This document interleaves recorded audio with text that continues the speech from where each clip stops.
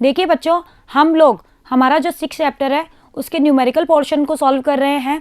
कुछ न्यूमेरिकल हमने last video में सॉल्व किए होंगे। मुझे उम्मीद है आप लोगों ने उन न्यूमेरिकल के साथ साथ बाकी के जो न्यूमेरिकल रह गए हैं उनकी प्रैक्टिस आप लोगों ने ज़रूर की होगी, और अगर नहीं की है तो आप लोग ज़रूर एक बार खुद से उनकी प्रैक्टिस करिए। आज हम यहाँ पे कुछ और न्यूमेरिकल इस चैप्टर के सॉल्व करने वाले हैं। तो आज का हमारा फर्स्ट न्यूमेरिकल है कि किसी भवन के भूतल पर लगा कोई पंप 30 मीटर क्यूब आयतन की पानी की टंकी को 15 मिनट में भर देता है। यानी कि कोई एक पंप लगा हुआ है जो आपको पानी, जो भी आपको टंकी है 30 मीटर क्यूब आयतन की, पानी की टंकी का आपको आयतन गिवन है 30 मीटर क्यूब, और वो ये कह रहा है कि इसको वो 15 मिनट्स में भर देता है। यदि टंकी भूतल से 40 मीटर ऊपर हो, अब वो ये कह रहा है कि जो टंकी है वो हमारे भूतल से कितनी ऊंचाई पर है, 40 मीटर, और हमारा जो पंप जिससे हम पानी भर रहे हैं उसकी आपको दक्षता दी हुई है, कितनी है, 30%। तो पंप द्वारा कितनी विद्युत शक्ति का उपयोग किया गया, तो इस पंप ने इस टंकी को भरने के लिए इस पंप के द्वारा कितनी शक्ति का यूज इसने किया, आपको वो पूछ रहा है। ओके, चलिए करते हैं क्वेश्चन। पढ़ने में तो आपको ऐसा लग रहा होगा कि कुछ समझ में नहीं आ रहा, लेकिन है बहुत इजी। आपको दक्षता के बारे में पता होना चाहिए, शक्ति के बारे में पता होना चाहिए। अब देखो, आपको टंकी का आयतन गिवन है, V कितना है, 30 मीटर क्यूब।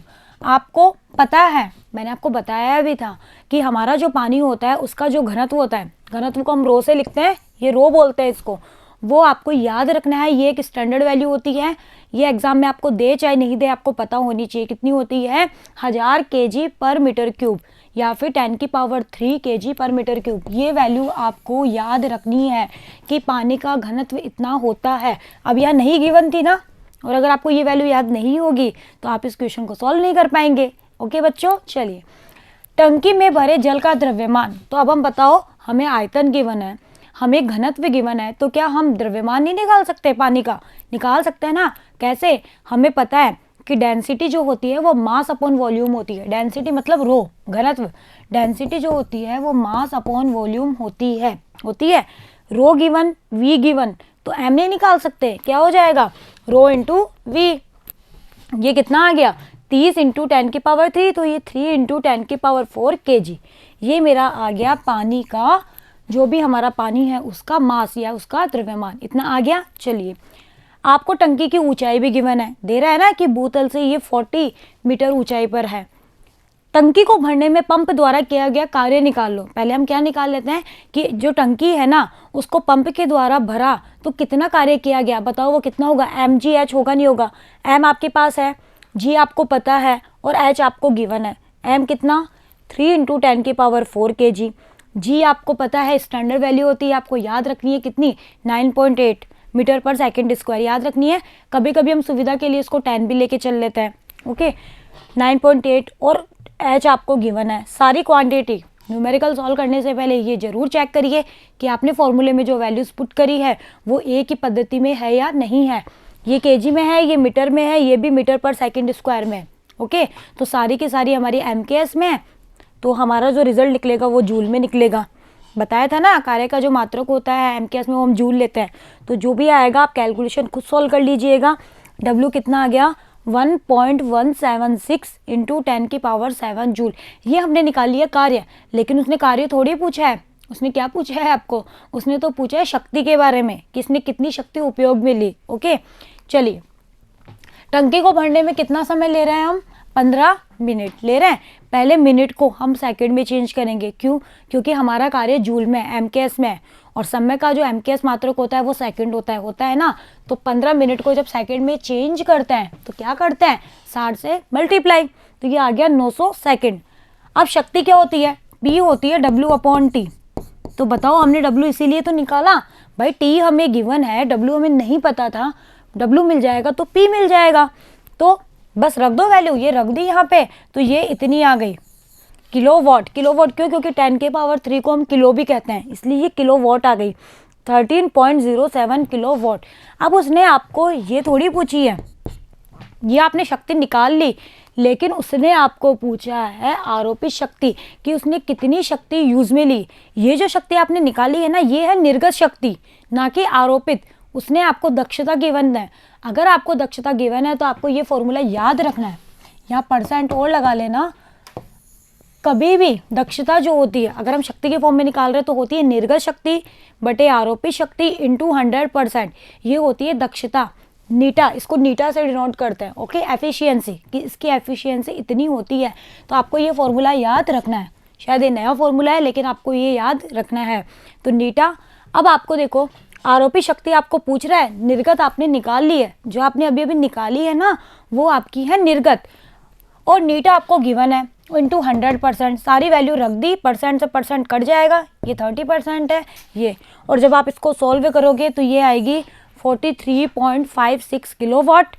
ओके, तो ये आ गया मेरा आंसर। अब इसको इसने चेंज कर दिया यहाँ पे, ओके, ये 56 यहाँ पे 56 ही कर लीजिए।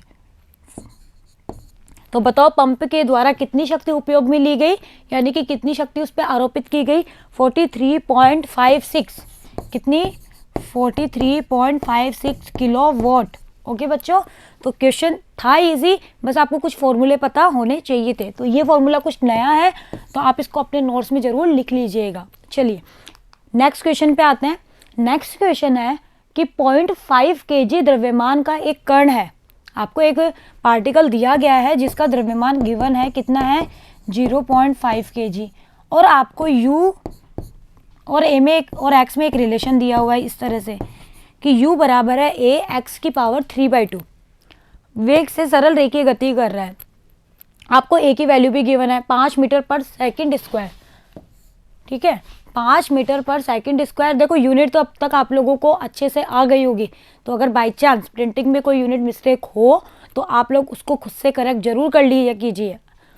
चलिए अब आपको क्या गिवन है, x बराबर 2 से x बराबर 2 मीटर तक इसके विस्थापन में कुल बल द्वारा किया गया कार्य। ये x बराबर 0 है, x बराबर 0 से x बराबर 2, ओके, मीटर तक इसके विस्थापन में, कि ये जो पार्टिकल है वो 0 से लेके 2 मीटर तक विस्थापित हो रहा है, तो उस कंडीशन में जो बल लग रहा है उसके द्वारा किया गया कार्य कितना होगा, आपको वो फाइंड आउट करना है। चलिए ये भी क्वेश्चन ईजी है, आप लोगों को याद हो तो हमने वर्क एनर्जी थ्योरम पढ़ी है ना, और हमने वर्क एनर्जी थ्योरम का स्टेटमेंट क्या था कि कुल बलों के द्वारा किया गया जो कार्य होता है वो हमारी गतिज ऊर्जा में परिवर्तन के तुल्य होता है ना, W = डेल्टा के, ये पढ़ा है हमने। चलिए तो यहाँ पे वो यही तो पूछ रहा है कुल बल द्वारा किया गया कार्य, तो आपको कुल बल द्वारा किया गया कार्य अगर निकालना है तो आप गतिज ऊर्जा में परिवर्तन निकाल लो। गतिज ऊर्जा क्या होती है, 12 mv²। परिवर्तन क्या होगा कि भाई पहले कितनी थी और बाद में कितनी थी, तो बाद में से पहले वाले को घटा देंगे तो परिवर्तन आ जाएगा, यही तो होगा। चलिए आपको द्रव्यमान गिवन है, वस्तु का वेग u मान लीजिए u है ax की पावर 3/2, ये आपको गिवन है। a भी आपको दे रखा है 5 मीटर पर सेकंड स्क्वायर, ठीक है। चलिए पहले x बराबर 0 पर वेग निकालो। भाई आप x बराबर 0 पुट करोगे तो आपको v1 मिलेगा, इसको ऐसे लिखिए, क्योंकि वो कह रहा है कि x बराबर 0 से x बराबर 2 तक ये विस्थापित हो रहा है, तो x बराबर 0 पर v1 कितना मिला, यहाँ पे x बराबर 0 पुट कर दो। a की वैल्यू आपको गिवन है 0 आ गया, आया नहीं आया। x बराबर 2 पे निकालो, a की वैल्यू तो एज इट इज रहेगी, इस x की जगह 2 पुट कर दो, तो ये आ गया मेरा v2। जब आपको ये v1 v2 पता पड़ के तो क्या आप गतिज ऊर्जा में परिवर्तन नहीं निकाल सकते, 12 mv2² माइनस 12 mv1², यही तो होगा, के फाइनल माइनस के इनिशियल, यही तो हमारा क्या होगा, गतिज ऊर्जा में परिवर्तन, और यही क्या होगा, हमारी वर्क एनर्जी थ्योरम से किया गया कार्य कुल बलों के द्वारा, यही तो होगा। तो बस कार्य ऊर्जा प्रमेय लगा दी। अब देखो यहाँ तो मैंने इस चीज़ को डायरेक्ट लिख दिया, लेकिन जब आप एग्जाम में क्वेश्चन सॉल्व करेंगे ना तो आपको इस कार्य ऊर्जा प्रमेय का स्टेटमेंट लिखना पड़ेगा। अगर आपने ये स्टेटमेंट नहीं लिखा तो आपका हाफ मार्क्स कट जाएगा। आप लिखोगे कि कार्य ऊर्जा प्रमेय से हम जानते हैं कि कुल बलों द्वारा किया गया कार्य गतिज ऊर्जा में परिवर्तन के तुल्य होता है, और फिर उसके बाद में आप ये लिखोगे किया गया कार्य बराबर गतिज ऊर्जा में परिवर्तन। ओके बच्चों, 12 mv2² minus 12 mv1², m as it is है, v1 v2 की वैल्यू पुट कर दो। v1 0 है तो ये टर्म 0 हो गई, केवल ये टर्म होगी जो हमारा w होगी। बस m की वैल्यू पुट कर दो और v2 की वैल्यू पुट कर दो। अब v2 के ऊपर स्क्वायर है इसलिए मैंने इस पूरे के ऊपर स्क्वायर लगाया। जब आप इसको सॉल्व करोगे तो ये आएगा मेरा 50 जूल। कितना आएगा बच्चों, 50 जूल। तो बताओ क्वेश्चन आसान था या नहीं था? था ना। चलिए अब हम आते हैं हमारे नेक्स्ट क्वेश्चन पे। नेक्स्ट क्वेश्चन क्या है? 3 kg द्रव्यमान का कोई बोल्ट 7 मीटर पर सेकंड की एक समान चाल से नीचे आ रही किसी लिफ्ट की छत से गिरता है। यह लिफ्ट के फर्श से टकराता है। लिफ्ट की आपको लंबाई गिवन है 3 मीटर और वापस नहीं लौटता। मतलब कोई बोल्ट गिरा, लिफ्ट के फर्श से टकराया, लेकिन वो वापस नहीं जा रहा। टक्कर द्वारा कितनी ऊष्मा उत्पन्न हुई? भैया वो टकराएगा तो कुछ ऊष्मा तो उत्पन्न होगी ना। यदि लिफ्ट स्थिर होती तो क्या आपका उत्तर भिन्न हो जाता? ये था गतिमान लिफ्ट के लिए।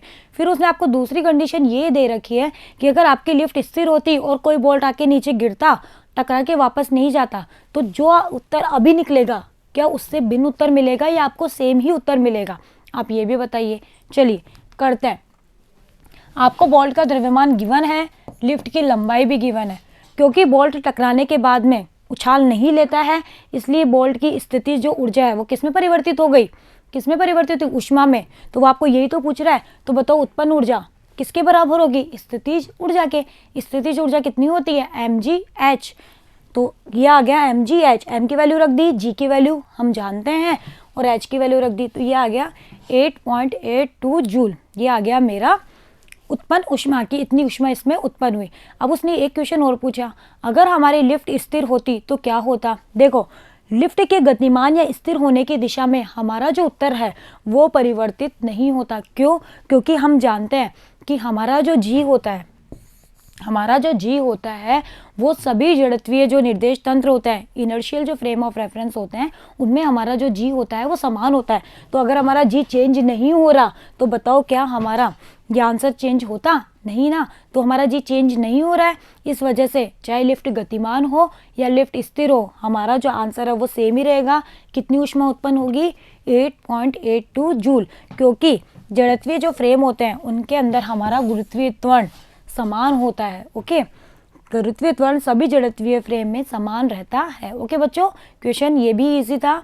बस अब आपको ये चीज़ें तो पता होनी ही चाहिए ना कि ऊष्मा किस में परिवर्तित हुई, कौन सी ऊष्मा किस में परिवर्तित हुई। तो इसके लिए आप चैप्टर के पहले थ्योरेटिकल पार्ट वाली वीडियो ज़रूर देखिए। न्यूमेरिकल को पहले सॉल्व मत करिए, पहले थ्योरी पोर्शन को अच्छे से अपने कॉन्सेप्ट के साथ क्लियर करिए, देन न्यूमेरिकल पे आइए। ओके बच्चों, तो इसी के साथ ही हमारा जो ये चैप्टर है वो यहाँ फिनिश होता है। आप लोग बाकी के जो न्यूमेरिकल्स रह गए हैं उनकी विद सॉल्यूशन आपको पीडीएफ प्रोवाइड हो जाएगी। तब तक आप लोग खुद से न्यूमेरिकल करते रहिए। तो बने रहिएगा मेरे साथ, मिलते हैं नेक्स्ट वीडियो में। Thank you.